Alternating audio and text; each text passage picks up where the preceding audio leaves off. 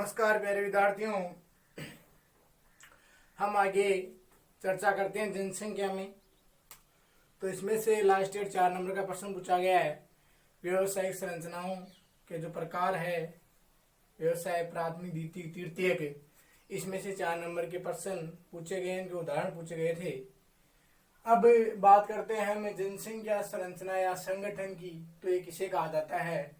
जनसंख्या की सामाजिक विशेषताओं को प्रदर्शित करना। जनसंख्या की सामाजिक विशेषताओं को प्रदर्शित करना जनसंख्या संगठन या जनसंख्या संरचना कहलाता है। सामाजिक विशेषताएं जैसे वहां पे लोग किस प्रकार से रहते हैं, उनका खान पान क्या है, उनका रहन सहन क्या है, उनकी वेशभूषा क्या है, वो किस प्रकार से अपना जीवन यापन करते हैं, वे कौन सी आर्थिक क्रियाएं करते हैं अपने जीवन को पाने के लिए, ये सब क्या कहलाता है? सामाजिक संरचना कहलाती है। अब इस पाठ में पढ़ेंगे हम जनसंख्या संगठन के घटक या जनसंख्या संरचना के घटक, प्रकार या सूचक। तो पहला इसमें लिंग संगठन, आयु संरचना, साक्षरता, व्यवसायिक संरचना, इसके बारे में हम पढ़ेंगे। तो पहला लिंग संगठन में है लिंगानुपात। लिंगानुपात किसे कहा जाता है? लिंग संगठन में स्त्री और पुरुष दोनों आ गए इसमें। लिंगानुपात किसे कहा जाता है? 1000 पुरुषों पर स्त्रियों की संख्या को लिंगानुपात कहते हैं। 1000 पुरुषों पर स्त्रियों की संख्या को लिंगानुपात कहा जाता है। यानी 1000 पुरुषों के पीछे कितनी स्त्रियां हैं उसे लिंगानुपात कहा जाता है।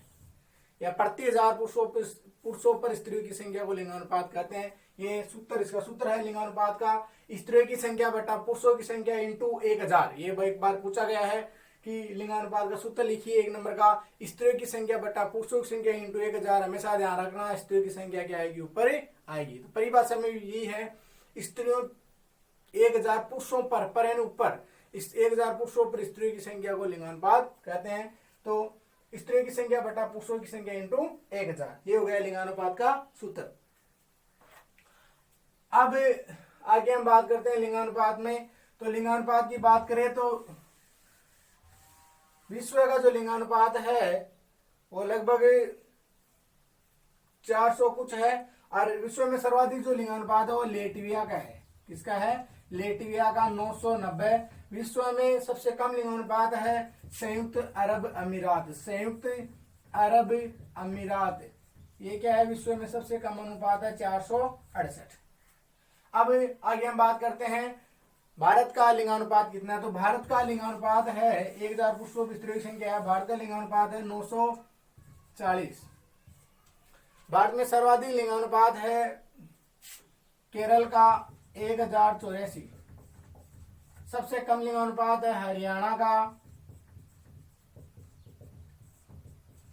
877। तो यहाँ पर बहुत ही मुश्किल है, 9 युवक है वो यहाँ पे कमारे मरते हैं, क्योंकि यहाँ पर इस लड़कियों की संख्या क्या है? कम है। तो हमें इस स्त्री के जन्म को, स्त्रियों को मारना नहीं चाहिए, बल्कि उनकी रक्षा करनी चाहिए।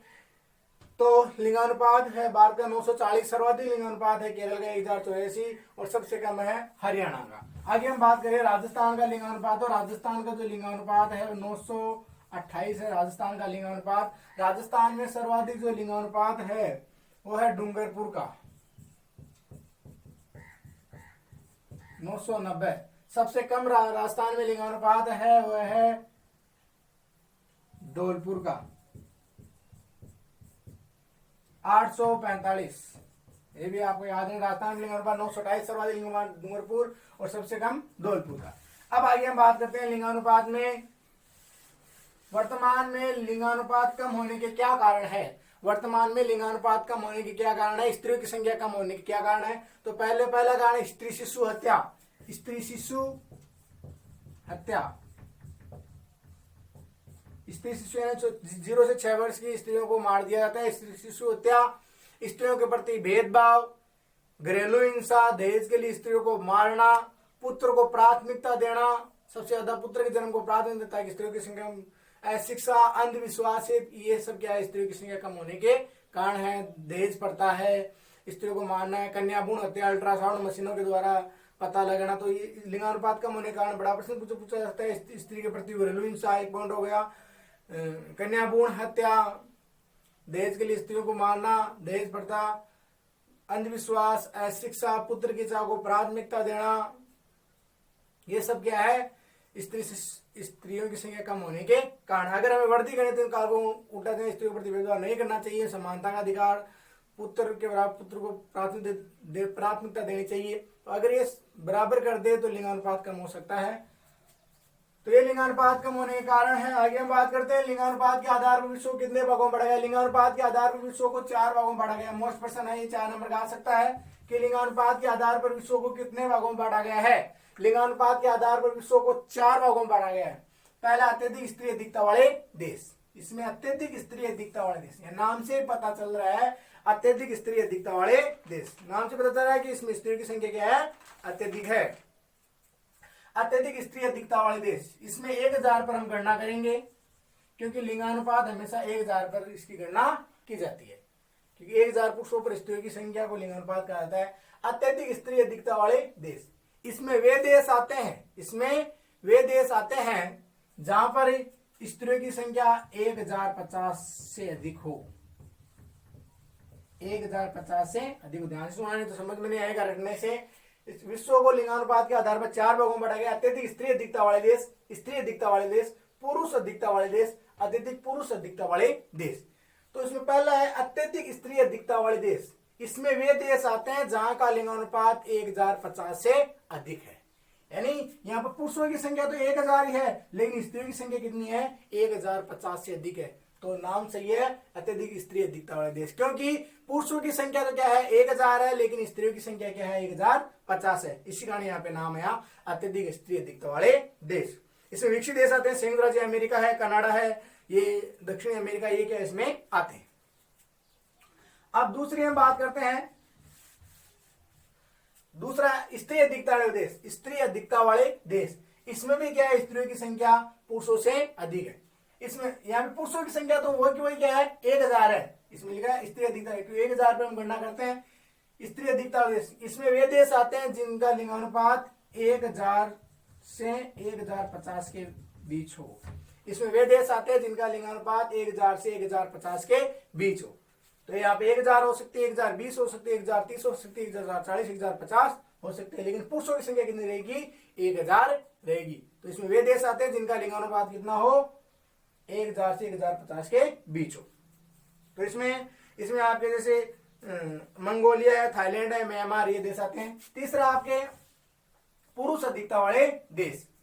पुरुष अधिकता वाले, इसमें नाम है पुरुष अधिकता वाले देश। तो इसमें क्या है, पुरुषों की संख्या स्त्रियों से क्या है, अधिक है।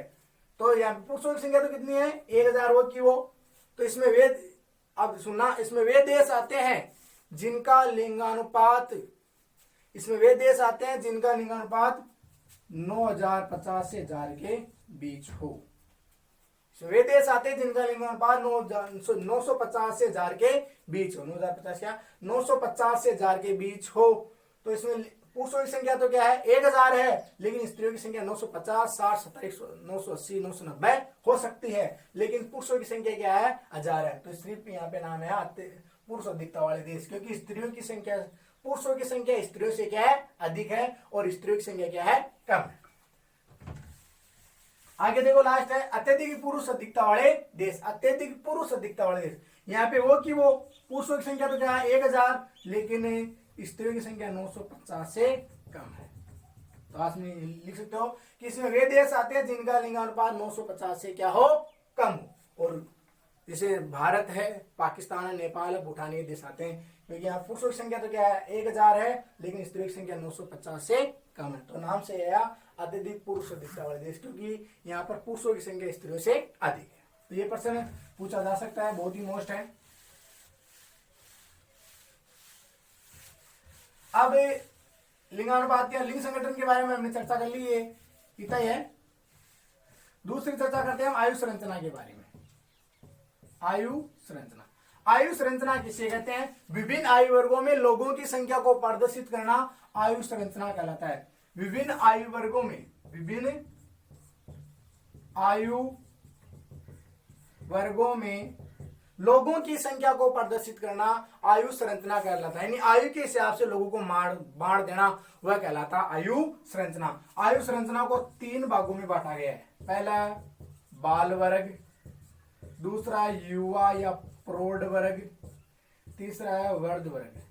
आयु संरचना को 3 भागों में बांटा गया, बाल वर्ग, युवा वर्ग और वृद्ध वर्ग। इसमें आता है 0 से 14 वर्ष के, इसमें 15 से 60 ले सकते हैं या 59 ले सकते हैं, इसमें 60 से अधिक। तो आयु संरचना किसे कहते हैं? विभिन्न आयु वर्गों में लोगों की संख्या को प्रदर्शित करना आयु संरचना कहलाता है। पहला है, इसको 3 भागों में बांटा सकता है, बाल वर्ग। बाल वर्ग 0 से 14 वर्ष, इसमें 0 से 14 वर्ष के बच्चे आते हैं। ये इसको आश्रित वर्ग भी कहते हैं। क्या कहते हैं? आश्रित वर्ग।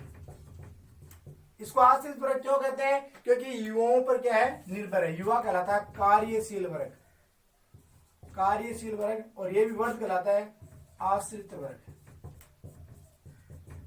तो बाल वर्ग 0 से 14 वर्ष बाल वर्ग में बच्चे आते हैं। बाल वर्ग में किन पर खर्च करना पड़ता है? बच्चों पर, बच्चों की शिक्षा पर खर्च करना पड़ता है, उनके स्वास्थ्य सुविधाओं पर खर्च करना पड़ता है, उनके रहन सहन पर खर्च करना पड़ता है। तो ये क्या है? आश्रित वर्ग, क्योंकि युवाओं पर क्या रहते हैं? निर्भर रहते हैं। दूसरा है युवा वर्ग। युवा वर्ग, इसको कार्यशील जनसंख्या भी कहते हैं। जहां पर युवा जनसंख्या ज्यादा होगी उस देश में रोजगार ज्यादा होगा, तो वहां की जनसंख्या टेक्नोलॉजी के माध्यम से काम करेगी, तो उस देश का आर्थिक विकास अत्यधिक होगा। तीसरा वृद्ध वर्ग, इसमें 60 वर्ष से अधिक, ये 15 वर्ष, इसमें 60 वर्ष से अधिक उम्र वाले व्यक्ति होते हैं। ये क्या कहलाते हैं? आश्रित वर्ग कहलाते हैं। क्योंकि किस पे आश्रित रहते हैं? युवा पर। जैसे अपने दादा दादी है, बुढ़े व्यक्ति है, वो किस पे आश्रित है? अपने माँ बाप पर आश्रित रहते हैं। बच्चे होते हैं वो युवाओं पर आश्रित रहते हैं।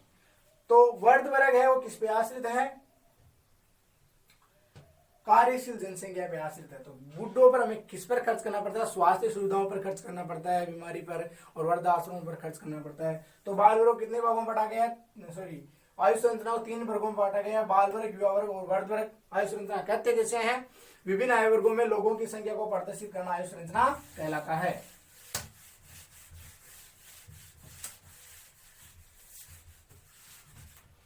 आयु संरचना का महत्व क्या है? यह प्रश्न पूछा जा सकता है। आगे भी एक पार्ट में प्रश्न है, आयु संरचना का महत्व क्या है? ये आगे भी प्रश्न है, और आगे पूछा जाता है आयु संरचना का क्या महत्व है।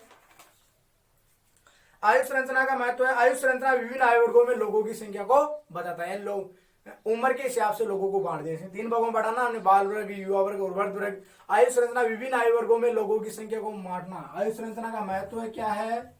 आयु संरचना का महत्व है विभिन्न आयु वर्गों में लोगों की संख्या को विभाजित करना है। पहला महत्व है इसमें किसी देश या प्रवास की आर्थिक जनसंख्या हम पता लगा सकते हैं, आयु के हिसाब से हम पता लगा सकते हैं। 2 नंबर का प्रश्न पूछा जा सकता है। इसकी सहायता से भविष्य में जनसंख्या वृद्धि का भी अनुमान लगा सकते हैं। तो पहला आयु संरचना का महत्व क्या? पहला आयु संरचना का महत्व है विभिन्न आयु वर्गों में लोगों की संख्या का पता लगा सकते हैं। इसके माध्यम से भविष्य में जनसंख्या कितनी वृद्धि होगी उसके माध्यम उसका पता लगा सकते हैं। कितने प्रवासी आए, कितने गए, और कितने लोग यहाँ पे कार्यरत है, क्या बाहर, ये आयु संरचना के माध्यम से पता लगा सकते हैं। आयु संरचना राष्ट्र के आर्थिक स्वरूप को दर्शाती है, आर्थिक स्थिति को दर्शाती है। तो ये क्या आयु संरचना का महत्व है। आयु संरचना की हमने बात की, आगे हम बात करते हैं साक्षरता की। साक्षरता किसे कहते हैं? पहली बात तो ये, और इसके लिए पहले मैं बता दूं आयु संरचना के लिए उत्तरदायी कारक क्या, थोड़ा सा ये है। जन्म दर में भिन्नता, महिला पुरुष में भिन्नता, चयनात्मक प्रवास, यानी लिंग चयनात्मक, एक जगह स्त्री प्रवास करती है, एक जगह पुरुष करती है, आयु संरचना के लिए उत्तरदायी कारक है। आयु संरचना का महत्व मैंने बता दिया। पहला देखो साक्षरता किसे कहते हैं? पढ़ा लिखा। कहते हैं जो पढ़ रहा है वो क्या साक्षर है? ये नहीं। देखो साक्षरता की जो परिभाषा है, 0 से 7 वर्ष का वह बच्चा, 7 वर्ष का वह बच्चा जो किसी एक भाषा में पढ़ व लिख सकता है, साथ में अंक गणितीय योग्यताओं का ज्ञान रखता है। 7 वर्ष का वह बच्चा जो किसी एक भाषा में पढ़ व लिख सकता है, साथ में अंकगणितीय योग्यताओं का ज्ञान रखता है। यानी उम्र उसकी 7 वर्ष होना चाहिए, चाहे कोई सी बात हो, चाहे हिंदी हो, चाहे मारवाड़ी हो, चाहे इंग्लिश हो, चाहे गुजराती हो, एक भाषा में पढ़ लिख सकता है थोड़ा बहुत और लिख सकता है, और साथ में अंकगणित छोटी मोटी जोड़ बाकी पैसों का हिसाब कर लेता है, उसे कहते हैं साक्षर कहते हैं। तो 7 वर्ष का वह बच्चा जो किसी एक भाषा में पढ़ और लिख सकता है उसे साक्षर कहा जाता है। साथ में अंकगणित योग्यताओं का ज्ञान रखता हो उसे साक्षर कहते हैं। हमारे भारत देश में जो साइन कर देता है वही क्या है, साक्षर है। तो साक्षरता की हम थोड़ी सी बात कर लेते हैं। तो साक्षरता की हम बात करें तो भारत में जो साक्षरता है वो कितनी है, 76% है। और पुरुष साक्षरता शायद 82% है। स्त्री साक्षरता है अपने भारत देश की वो शायद 65 पॉइंट कुछ % है। ठीक है। अभी राजस्थान के भारत में सर्वाधिक साक्षरता है केरल की। भारत में सर्वाधिक साक्षरता है केरल की। ये प्रश्न भारत में सर्वाधिक साक्षरता राज्य कौन सा है, केरल 93%। सबसे कम साक्षरता है बिहार की 63% लगभग। और राजस्थान की हम बात करें, राजस्थान की साक्षरता दर कितनी है, तो राजस्थान की जो साक्षरता दर है वो 67.07% है।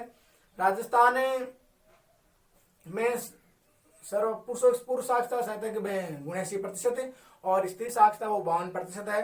राजस्थान में सर्वाधिक साक्षरता है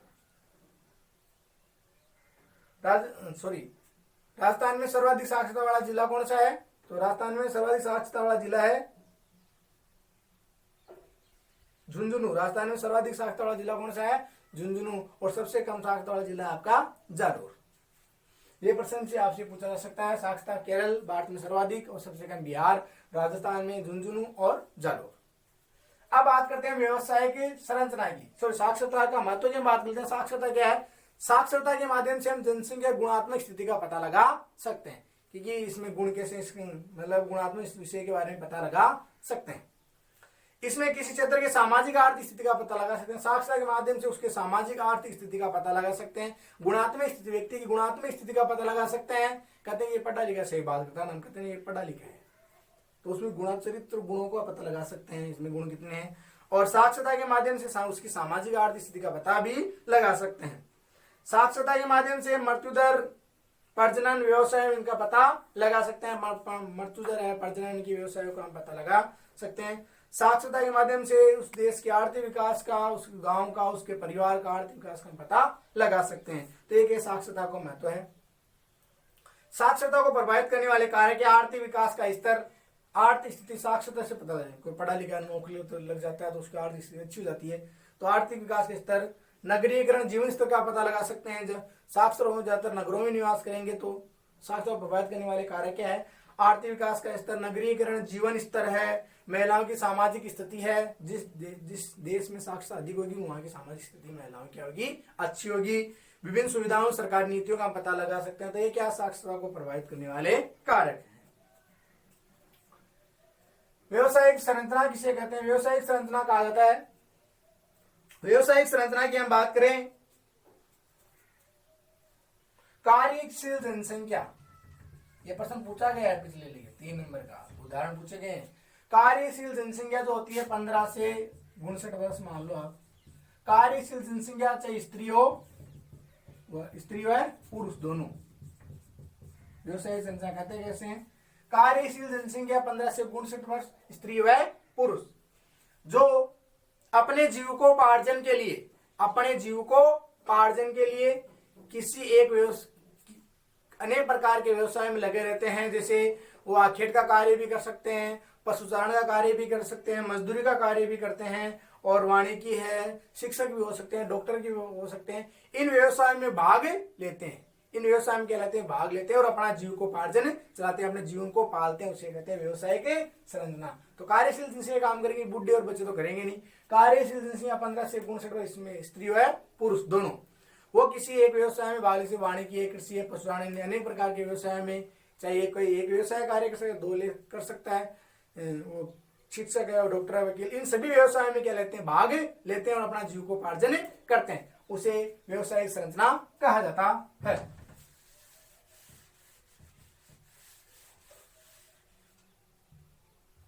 व्यवसायिक संरचना की आगे हम बात करें तो व्यवसाय संरचना को 5 भागों में बांटा जा सकता है। प्राथमिक व्यवसाय है,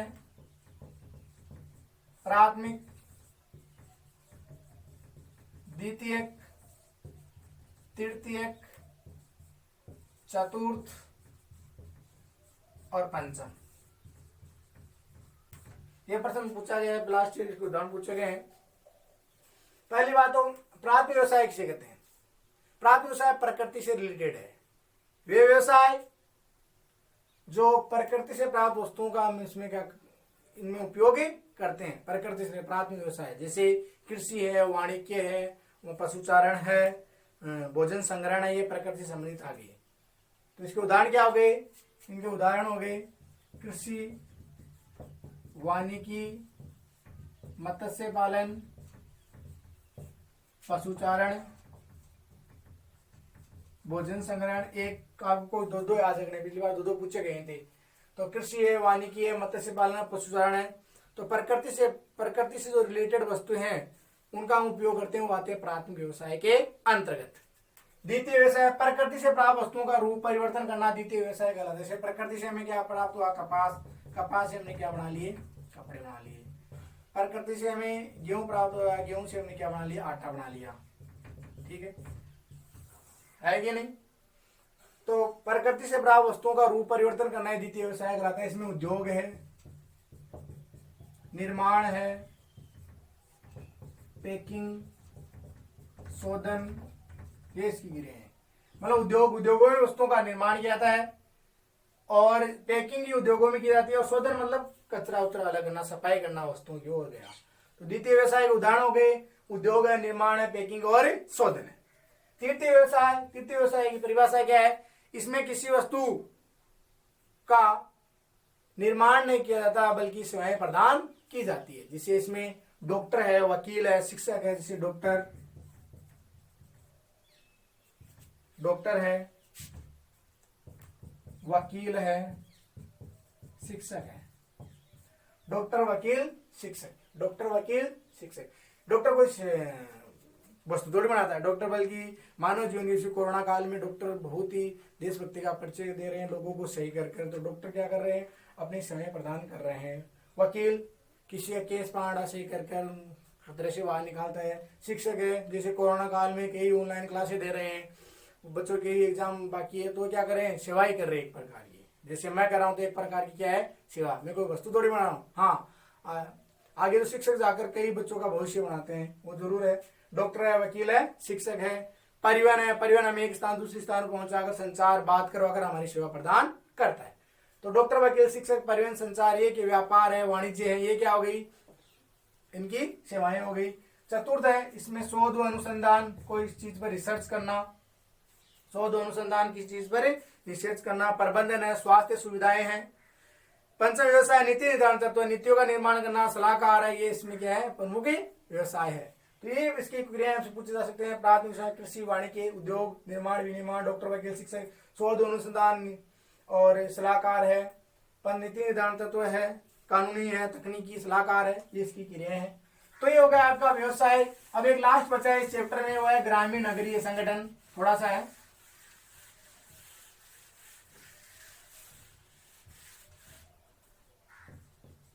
ग्रामीण नगरीय संगठन। इसके लिए हम एशिया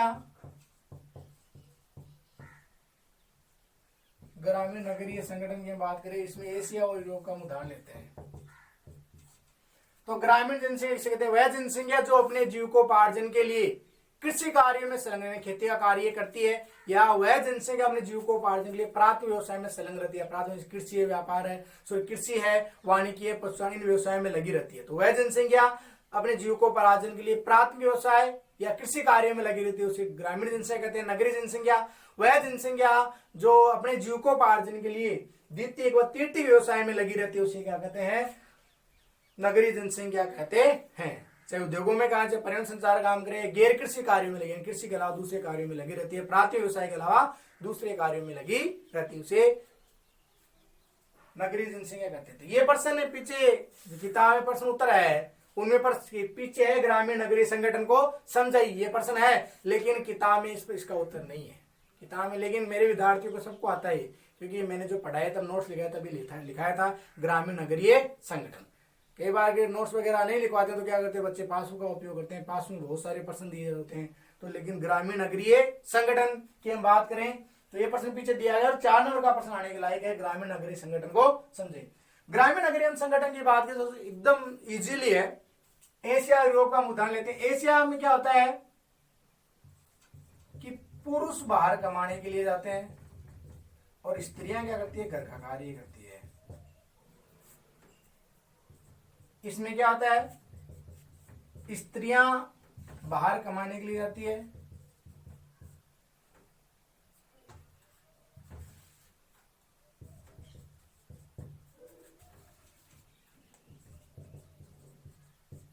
और पुरुष होते हैं वो घर का कार्य करते हैं। उल्टा हो गया इससे। अब एशिया महाद्वीप में क्या होता है, पुरुष बाहर कमाने के लिए था, पुरुष होता है विदेशों में प्रवास करता है बाहर कमाने के लिए। जैसे कई खेती कार्य करते हैं तो वो, जैसे अपने मम्मी वगैरह के पिताजी बाहर रहते हैं तो उनकी मम्मी वगैरह पाइप बोलते थे, वो क्या कहते हैं, खेती कार्य करते हैं। तो अपने क्या होता है, पुरुष प्रवास होता है। पुरुष प्रवास का मतलब एक स्थान से दूसरे स्थान पर जाना कहलाता है, प्रवास कराता है। तो वो क्या करते हैं, बाहर कमाने के लिए चले जाते हैं। तो इसमें कौन सा प्रवास हो गया, पुरुष प्रवास। एशिया में कौन सा प्रवास हो गया, पुरुष प्रवास में पुरुष बाहर कमाने के लिए जाता है और स्त्रियां घर का कार्य करती है। यहाँ पे स्त्रियां बाहर कमाने के लिए क्यों नहीं जाती, क्योंकि यहाँ पे स्त्री क्या नहीं है, सुरक्षा नहीं है। एक हम आप मतलब ग्रामीण नगरीय संगठन को बांटने का और प्रवास का बांटने, एक देश से दूसरे देश में मापदंड अलग हो सकते हैं। जैसे एशिया में हमारे देश आ गए तो एशिया महाद्वीप पुरुष तो बाहर कमाने के लिए जाते हैं, स्त्रियां क्या करती है, घर का कार्य करती है। क्योंकि यहाँ पे स्त्रियां कमाने के लिए क्यों होती है, स्त्रियों को पढ़ाने के लिए गया था, शिक्षित नहीं है यहाँ पे स्त्रियां, और स्त्रियों की यहाँ पे सुरक्षा नहीं है। अगर हम यूरोप की बात करें तो पुरुष तो घर का कार्य करते हैं, स्त्रियां बाहर कमाने के लिए आती हैं। क्यों, ये उल्टा क्यों है, क्योंकि यहाँ पे स्त्री को पढ़ाया लिखाया जाता है, स्त्री पुरुष को समानता का अधिकार दिया जाता है। और स्त्रियां क्या करती है, बाहर टेक्नोलॉजी के माध्यम, यहाँ पे स्त्रियों की क्या सुरक्षा है, सुरक्षा व्यवस्था अच्छी है, यहाँ पे सुरक्षा व्यवस्था अच्छी है, यहाँ पे उनका रहन सहन भी अच्छा है, और उनको बाहर को कमाने जाते तो उनको मकान वगैरह मिलता है, हमारे तो मिलते नहीं। और यहाँ पे पुरुष क्या है, पुरुष घर का कार्य करते हैं। तो अलग हो सकता है एक देश से दूसरे देश में मापदंड, एक महाद्वीप से एक देश की बात करें, हम एक महाद्वीप की बात करें तो दोनों का अलग हो सकता है। तो एशिया महाद्वीप में तो पुरुष तो घर का कार्य करते हैं, स्त्रियां बाहर कमाने के लिए, पुरुष तो बाहर कमाने के लिए जाते हैं और स्त्रियां घर का कार्य करती है। एशिया महाद्वीप की स्थिति है। यहाँ पे कौन सा प्रवास हो गया, पुरुष प्रवास हो गया। और यूरोप में बात करें तो यूरोप में स्त्रियां क्या करती है, घर का कार्य नहीं करती बल्कि बाहर कमाने के लिए जाती है। स्त्रियां बाहर कमाने के लिए जाती है यूरोप महाद्वीप में, और पुरुष घर का कार्य करते हैं, क्योंकि यहाँ पे स्त्रियों की आर्थिक स्थिति अच्छी है, उनको पढ़ाया लिखाया जाता है। तो ये क्या है, इस पार्ट में हमने चर्चा की। तो इसमें एक प्रश्न भी आता है, साक्षरता प्रतिशत वाला देश कौन सा, 7 यानी 100% साक्षरता वाला देश कौन सा, तो इसमें जापान। छोटे छोटे प्रश्न भी इसमें पूछे जाते हैं। तो हमने साक्षरता का महत्व, आयु संरचना का महत्व है, स्थिति है, लिंग संगठन है, लिंगानुपात के आधार पर प्रकार, इस पार्ट में चर्चा की। तो अगर कोई समस्या हो, किसकी समझ में आया तो कमेंट बॉक्स में आप चर्चा कर सकते हैं। ज्योग्राफी विजेंद्र चैनल, इसको ज्यादा सब्सक्राइब करें, लाइक कमेंट करें, ताकि 22 जून को जो परीक्षा है उसमें आप अच्छे से तैयारी कर सके। और आगे वाला जो पार्ट आएगा प्रवास का आएगा, प्रवास के बाद बस्ती का हम पार्ट पढ़ेंगे, उसके बाद में पर्यटन के पार्ट की हम चर्चा करेंगे। कई कमेंट आ रहे हैं सब 10 बार, वो भी पढ़ाया जाएगा जल्दी। जय हिंद, जय भारत, धन्यवाद।